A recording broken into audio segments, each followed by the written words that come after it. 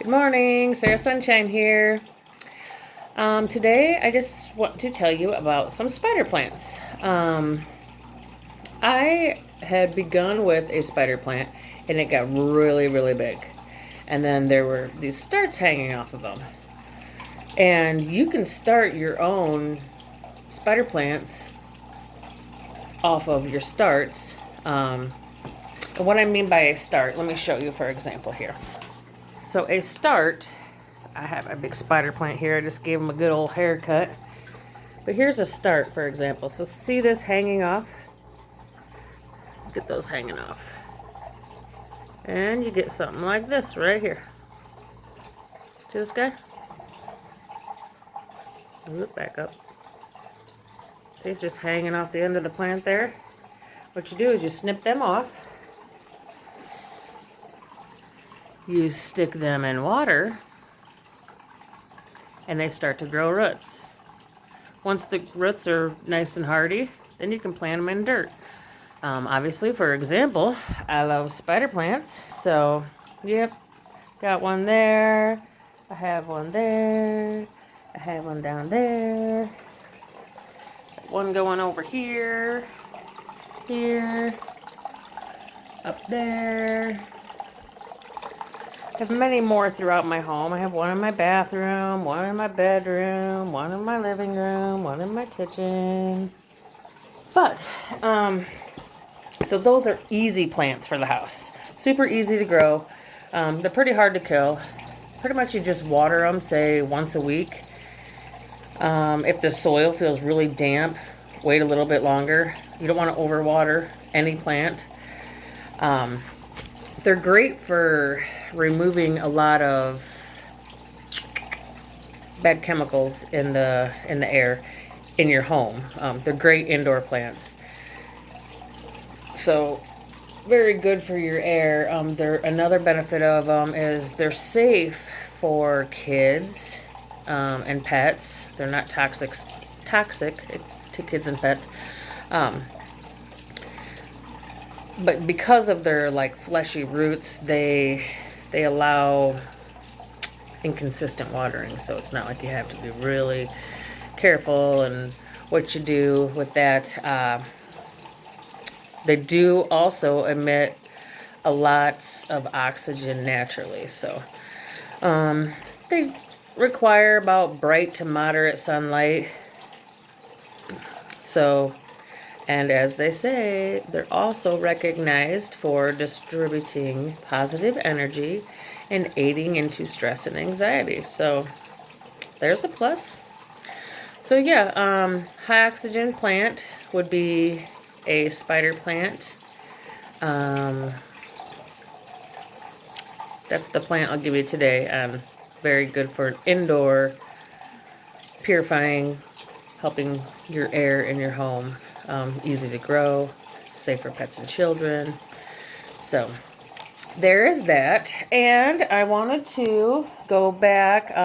My very first video that I posted, I had showed you how I had started chives that I had gotten from the store. And then what I did was when I got down to eating it all and there was just that little bulb left, I took that bulb, and most times you'll see like some little rooting sticking off that bulb. So I thought, well, I'm gonna try it. Let's see if it works. So what I did was I planted them in some dirt. I just stuck the root in some dirt and covered it completely up. And that first video I showed you, I was kind of unsure. It looks like it's starting to sprout something. Well, now,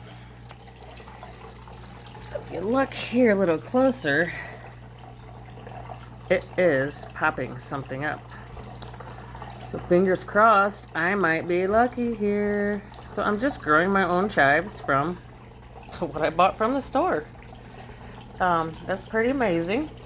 And as before I had shown you, I had took some little pods, the little dirt pods there, and started them in my little starter kit. And look at this, doing great. Those two there, those are some Brussels sprouts that I'm going to try to grow in the house. They are a very finicky plant. Finicky plant as in they they're more of a spring, fall plant. They do like the cooler outdoor weather. Not freezing, obviously, but cool outdoor weather. So, I don't know. We'll give it. But they're getting pretty lengthy there.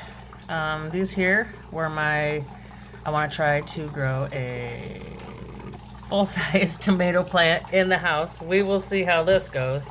Obviously here, I have my cherry tomato plant. Doing great. I got some starting right there. But yeah, so what I want to do now is, obviously I know that I can grow cherry tomato plants in the house. So my next step is to try a full-size tomato plant. See how it goes. But I'll keep you updated as I go. And my other is some green beans. And look at them, guys. They are just poof, popping right on through. So that's the progress on those three, guys. I moved them up to the window because they have already sprouted now. I don't need to keep them in that little dome for the moisture. I am making sure that they are thoroughly damp, though, because they are so fragile and small at this point. And look at, so I have my fountain. I keep, excuse me, move that. I was cleaning my fountain that I had outdoors, so I had cleaned her up and brought her indoors. I don't know, I like the sound. It's kind of tranquil with my little garden here I got going. Oh, and this was also what I wanted to tell you about today. You also remember I can't remember if I had said anything before. I don't think I had, but they say, and obviously this takes time to grow, like a long period of time, but I'm going to give it a shot. It's probably going to be a year. But they say if you're supposed to cut it down a little farther, cut it a little short, so I'm not sure. Give it a couple days, let this stuff dry off. And when I do this, I will take a video, but they say you peel this back and then you just take this part and stick it right once you get it in the dirt, and just let it grow. You can maybe get a pineapple plant. How awesome would that be? Indoors. So that's what I'm going with today. Peace lilies is the plant to go to. You want something easy? You want something safe? You want something great for the air, for in your home? I would definitely go that route. And as for my veggie plants, I will keep you posted on how those go and the progress with that and some planting. Okay? So even though it's not sunshiny today, have a sunshiny day.